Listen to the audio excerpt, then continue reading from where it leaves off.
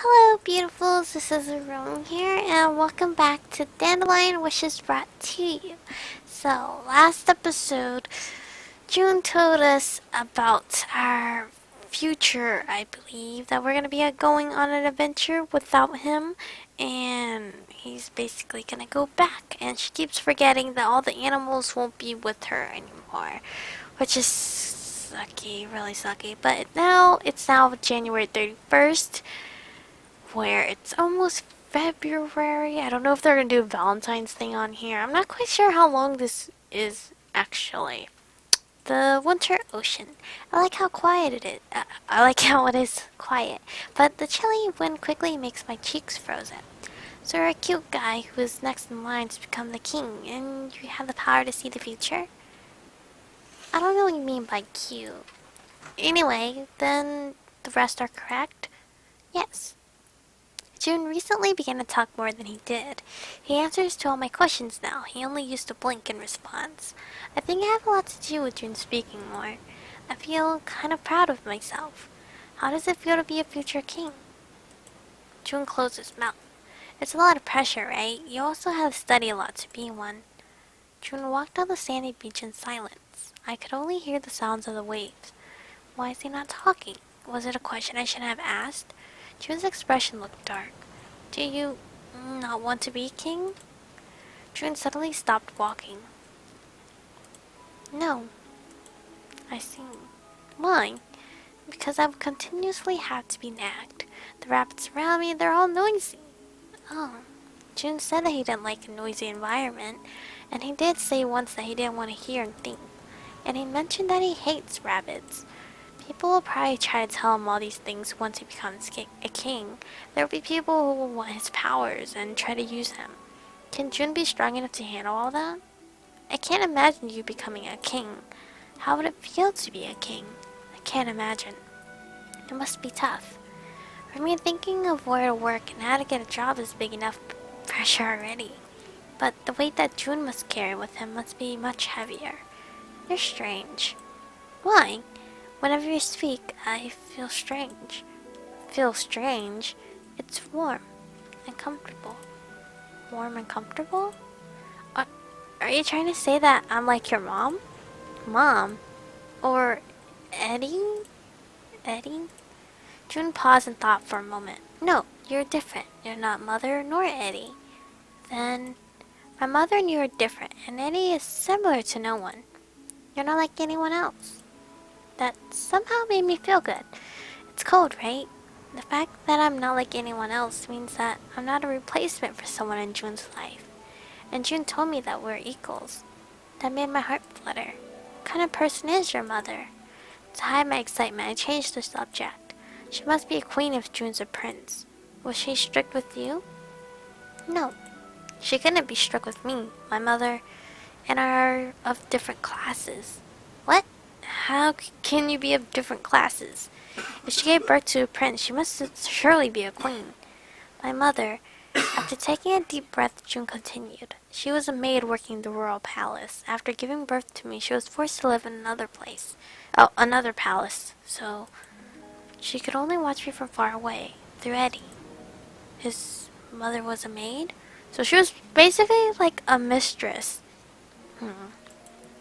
That means he's born from people of two different classes.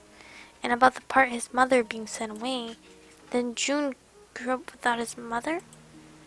Was Jahan an aristocrat? Yes, but even though he is, he wasn't raised like one. What do you mean? Eddie was born between an aristocrat and a commoner. I heard people in the palace whispering about it. What? So they're both in the same situation. Eddie was strikingly beautiful. My prince, you mustn't talk to me. It's okay, Eddie, you're special. I'm not special. You shouldn't have any interest in me. If you touch me, your hand will become filthy. No, you're special. You're beautiful. You have beautiful hair. You are truly beautiful. My prince, you don't realize how beautiful you are because of what others think of you. It's sad, but he was hurt too much that he was feeling nothing. He didn't realize how hurt he was. Eddie was a beautiful man, but everyone around him hated him because he's too beautiful. It's possible if someone is as beautiful as Jae. People said that Eddie's hair is a bad omen because it's not white. What? The royal family and the aristocrats should have white hair. Eddie's hair was too much of a shock for them. No way. They hated him because he didn't have white hair? I have the feeling that June's world is no different from mine. People look at you funny if you're different. If you don't walk along the path that others do, fingers are pointed. They make you feel as if you're committing a crime. That's cruel. People thinking that you should be all the same. I think your place is no different from here. I smiled wryly. I always was told and therefore thought that I had to be like everyone else. Instead of asking me what I want to do, I was forced into doing what I should do. What are you afraid of? June looked at me and spoke. If you know that being different is important, why won't you change? June's word pierced me like an arrow. That's because I came out of home, but why am I still living the same life? Without knowing what I want to do, I'm doing things that I should be doing every day. I became independent because I wanted to change, but I didn't change a bit. I know the reason very well. I was at loss for words. Like June said, I'm afraid. I want to change, but if I change, Mom might never look at me again. So I continue to live the same life. I want to get out of this endless same old routine. I want to go on an adventure to seek out something new, but you're right. I'm afraid. I'm afraid that if I change, people whom I care about will leave me. I'm afraid that Mom will leave me. I want to change, but I'm still afraid. This is strange. I never told this to anyone else. Is it because I feel comfortable around June, or is it because I believe that June will understand me? I said the things that I've kept inside of me for such a long time. Now I know. June reached his hands to touch my face. His red eyes are looking at me. My heart began to pound. This is weird. June suddenly looks very mature. Now I know the reason why you have such a deep sadness inside of you. You are afraid of being rejected by the person whom you wish to be loved. I felt my heart sink. He's just uncovered my secret that I've been hiding from everyone. It's as if he's reading my mind. He seems to know everything that I'm afraid of. And what you're really afraid of is being rejected and left alone. My frozen cheeks gradually became warm by June's hands. I could see my breath in the air. June, how are you able to know so easily? The secret that I've been hiding by pretending to be strong.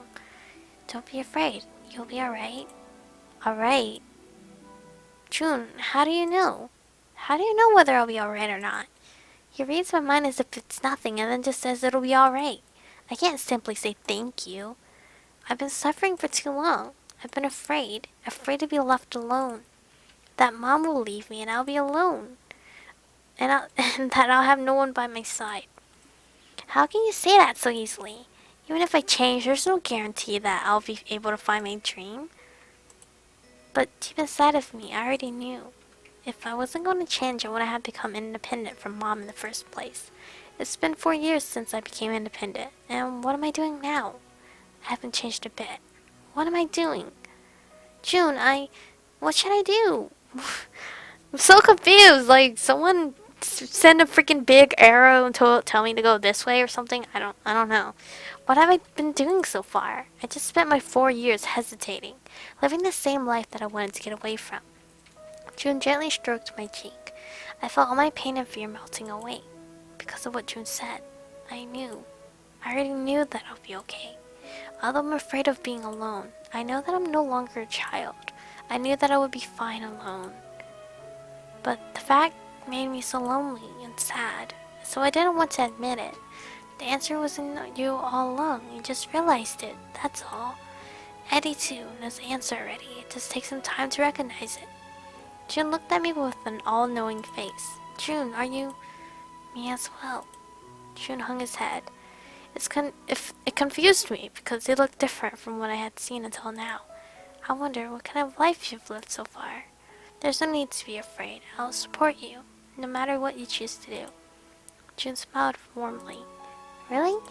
Strangely, June's words gave me confidence. A prince told me it's okay.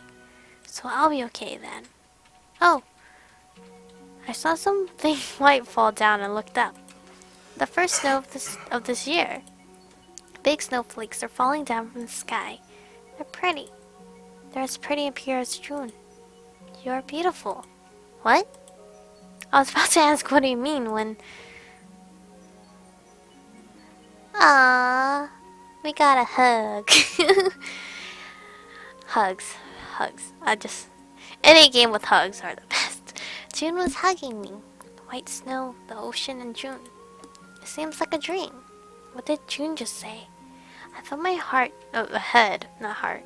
I felt my head going blank as my heart was beating wildly. How am I to explain my emotion right now? My heart, is my heart. What? My heart's beating so loudly, and my face burning up. It'll be alright. I couldn't speak. My heart began to beat even faster. You will soon have a wish. A wish? You will find what you want to do. June spoke as if he's casting a spell on me. What I want to do. You can do it. I've been waiting to hear those words. The anxiousness that I carried with me vanished like a spell. Well, wasn't that beautiful? And my throat is killing me right now. I thought that was the end of it. Honestly, I thought that was the end. Well, it's gonna be the end of this episode because my throat is killing me. So I hope you guys have enjoyed that little cute scenario. And I'll see you guys in the next one. And don't forget to stay beautiful.